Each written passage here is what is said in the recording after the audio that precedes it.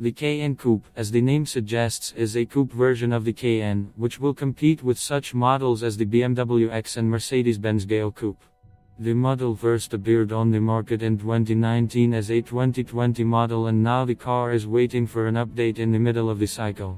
By the way, a hardcore version of the Cayenne Turbo D has been added to the lineup for 2022. This updated Cayenne Coupe is due in 2022 as the 2023 model. Its appearance will coincide with the arrival of an updated version of the regular Cayenne, the prototypes of which are also being tested. The prototype Cayenne Coupe has a redesigned front end.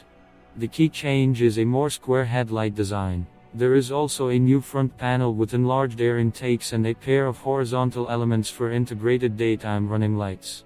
As for the interior, the dashboard of the crossover was completely camouflaged, and it is obvious that there will be changes here. Perhaps a digital dashboard similar to the one in the electric Taycan sedan will be added.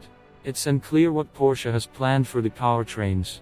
Usually, an automaker builds up power with its upgrades.